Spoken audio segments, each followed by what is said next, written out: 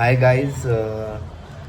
गेली 10 वर्ष माझ्या बायकोची नेहमी एक कंप्लेंट असते की मी तिला कधीच व्हॅलेंटाईन किंवा असे कुठले डे साजरे करत नाही. सो आज मी तिला सरप्राईज देणार आहे. आज व्हॅलेंटाईन डे. गेल्या खूप दिवसात बाकीचे दिवस जे असतात व्हॅलेंटाईनच्या वेळेचे, म्हणजे जसं किस डे असो, हग डे असो, आता मला सगळे डे माहिती नाही, चॉकलेट डे असो, तर त्या सगळ्या दिवसामध्ये ती मला नेहमी दरवर्षी आवर्जून विश करते आणि तिची एक माफक अपेक्षा मी कधी पूर्ण करू शकलो नाही. तिला मी कधी सरप्राईज करू शकलो नाही. सो आज मी तिला सरप्राईज करणार आहे आणि तेही तुमच्या साक्षीने. आणि त्यासाठी मी काय करणार आहे, फार जास्त खर्च केलेला नाही, अगदी तोडक्या मोडक्या खर्चामध्ये करतो आहे आणि ते नक्की तिला आवडेल.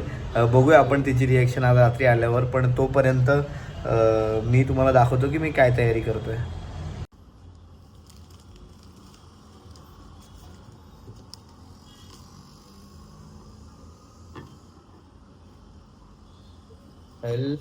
LOVE, लव. सो हे सरप्राईज मात्र तिच्यासाठी नवीन आहे, कारण खूप दिवसांनी मी तिला असं सरप्राईज देणार तिच्यासाठी घेतलं आहे. त्याच्यावर लिहिलं आहे you are my favourite travel partner. पण आम्हाला ट्रॅव्हल करायलाच जमत नाही. आणि आता हे जे ग्रीटिंग आहे हे पूर्ण ब्लँक आहे. ह्याच्यावर मी माझे काही शब्द किंवा ओळी लिहीन तिच्यासाठीच्या.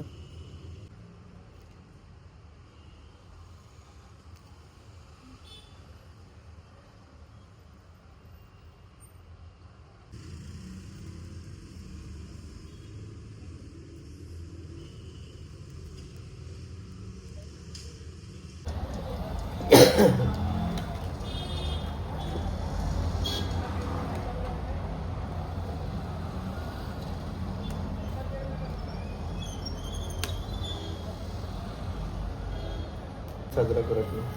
सो यावेळी तिच्यासाठी खास तिला छान वाटावं म्हणून मी केलेला हा प्लॅन छोटासा. थोड्या वेळापूर्वीच तिचा फोन येऊन गेला. व्ही झाले लावून आणि आता आहे ओचा नंबर. देखो हमारा लव तो पूरा हो गया. अब लव के दोनों बाजू में हार्ट है, तो एक और एक हार्ट डालना बाकी है.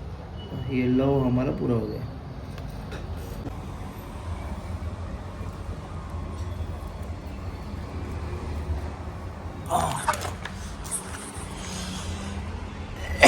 घरातल्या या राधाकृष्णाच्या फ्रेमच्या बरोबर खाली मी आता ते लवचं हे लावलेलं आहे.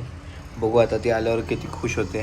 तिचं हे कार्ड इकडे पडलं आहे आणि अजून हे बरेच काही आयटम आहेत. बघू छोटे मोठे ते लावतो कुठेतरी.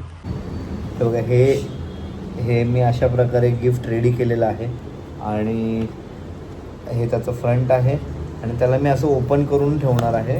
पण मी मागची असं ती सुरुवातीला येईल तेव्हा तिला ही बाजू दिसेल असं ठेवणार आहे. सो मी ते आता इथे प्लेस करतो आहे.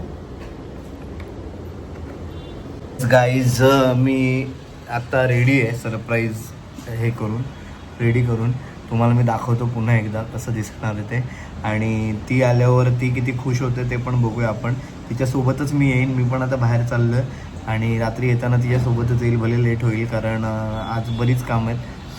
सो बघू आल्यानंतर ती काय बोलते, तिला काय वाटतं, तिला आवडलं की नाही सगळं आपल्याला कळेल. सो हा व्लॉग कंटिन्यू करूया व्हॅलेंटाईन सरप्राईज व्लॉग म्हणून.